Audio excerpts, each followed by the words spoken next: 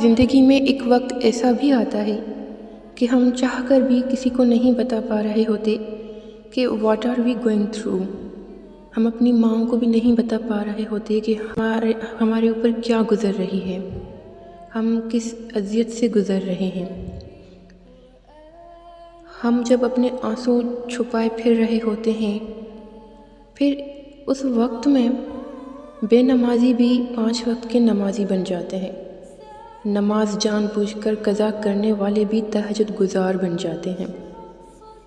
وہ کہتے ہیں نا کہ زندگی میں کبھی کبھار ایسی ٹھوکریں لگتی ہیں کہ وہ ٹھوکریں سیدھا ہمیں سجدے میں گرا دیتی ہیں، اور پھر جب ہم سجدے میں گر کر رو رہے ہوتے ہیں، ہم سارا دن انتظار کرتے ہیں ایک نماز کے بعد دوسری نماز کا، دوسری کے بعد تیسری نماز کا، کہ کب ہم نماز پڑھیں گے اور دنیا سے چھپ کر سجدے میں گر کر زار و زار روئیں گے.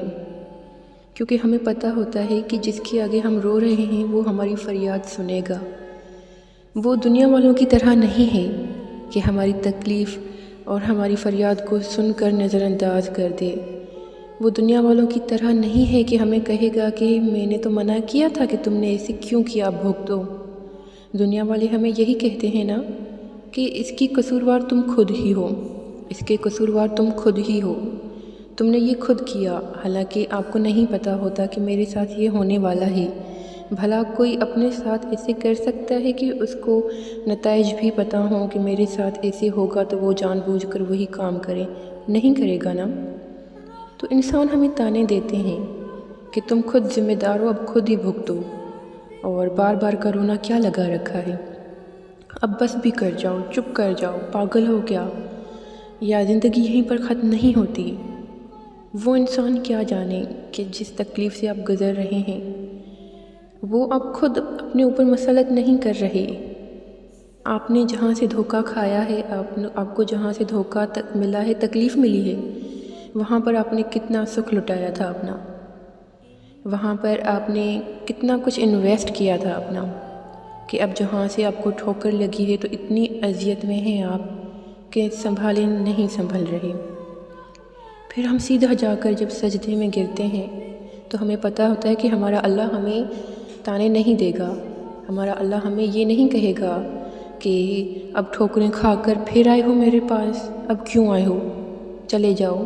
اللہ ایسے نہیں کہتا. اللہ کہتا ہے اب آئے ہو تو اپنی سناؤ، میری چھوڑو، اپنی بات کرو. بتاؤ تمہیں کیا تکلیف ہے، بتاؤ تمہیں کیا چاہیے. اللہ کو پتہ ہوتا ہے کہ میرا بندہ بہت تھکا ہوا ہے، اندر سے ٹوٹا ہوا ہے، دنیا کی ٹھوکریں کھائی ہیں اس نے، تو اب وہ میرے پاس آیا ہے. جب چھوٹا سا بچہ ٹھوکر کھا کر ماں کے پاس جاتا ہے تو آپ نے دیکھا ہے ماں کتنے پیار سے اسے اپنے سینے سے لگا لیتی ہے، اسے پیار کرتی ہے، اسے سہلاتی ہے اور دلاسے دیتی ہے کہ دیکھو کچھ نہیں ہوا.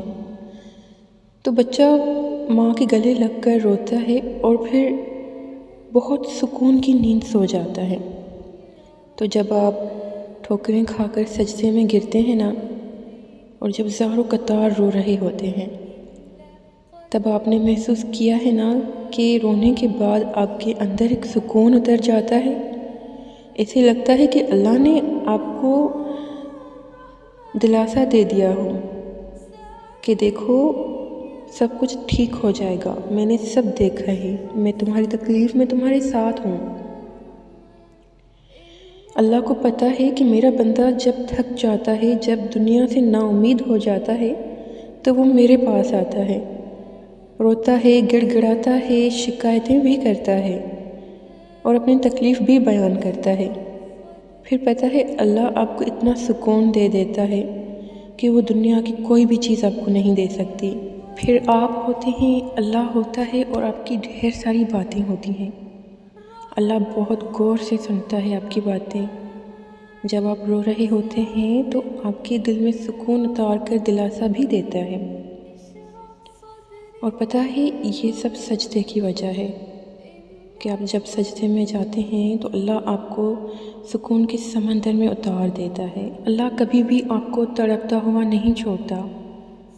آپ اللہ کے پاس اپنی تکلیفیں لے کر جاتے ہیں اور واپس سکون لے کر آتے ہیں، اور ایسا ہی ہے میرا اللہ۔ املأ قلبي قرآن